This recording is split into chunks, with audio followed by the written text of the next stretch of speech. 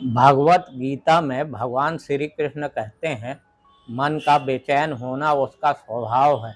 हमारे मन को लगता है कि अगर वह अलग अलग बातों के बारे में सोचता रहेगा तो हमें आने वाली हर मुश्किल और मुसीबत से बच जाएंगे, पर ऐसा होता नहीं है।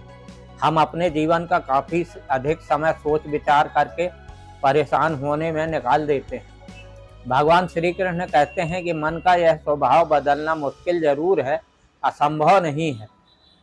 अच्छा, अब आप एक बात बताइए, क्या आपको कौवे को कह सकते हैं कि वो काँव काँव की आवाज़ ना करे, या फिर आप कह सकते हैं कि मेढक को कि वह पानी देखते ही ऊंची छलांग न मारे।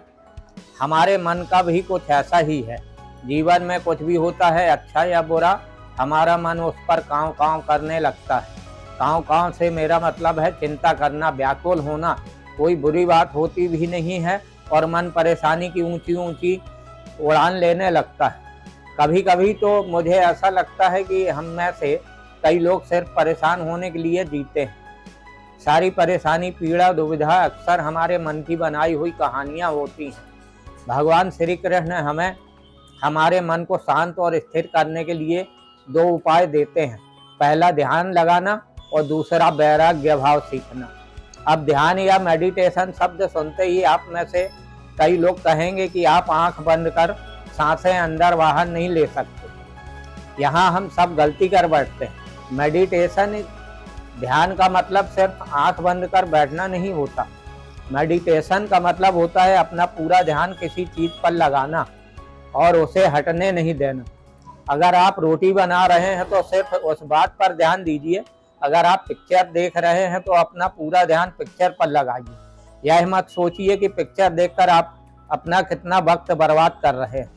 जब आप जीवन के हर छोटे बड़े काम को पूरे ध्यान से करते हैं तो आपका जीवन ही एक मेडिटेशन बन जाता है। ऐसे जीवन में शांति, स्थिरता, साहस और सफलता का होना अनिवार्य है। वैराग्य भाव दूसरा उपाय। वैराग्य का अर्थ यही नहीं कि आप सब कुछ छोड़कर जंगल चले जाएं। वैराग्य का सच्चा अर्थ है कि आप जो काम कर रहे हैं उसका क्या रिजल्ट निकलेगा उसकी चिंता ना करें। जैसे अगर आपने कोई इंटरव्यू दिया, आप यह कर सकते हैं कि पूरे मन से तैयारी करें और अपना बेस्ट टाइम ना करके पढ़ाई करें। वह नौकरी मिलना या ना मिलना आपके हाथ में नहीं। इस नतीजे के पीछे अलग चीज़ें हैं जो आपके बिल्कुल कंट्रोल में नहीं है। तो जिस चीज़ के बारे में आप कुछ कर नहीं सकते उसके बारे में चिंता भी ना करें।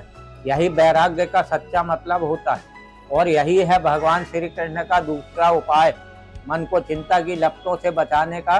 याद रखिए, आप पूरे के पूरे इंसान हैं। समझदारी, संयम और कुशलता से भरे इंसान। आपका मन जब भी कौवे की तरह है अलग अलग बातों पर आपको परेशान करने लगे, तब अपने मन को भी प्यार से समझाइए और शांत कर लीजिए। बस अपने ऊपर विश्वास रखिए कि आप कभी अपना बुरा नहीं होने देंगे।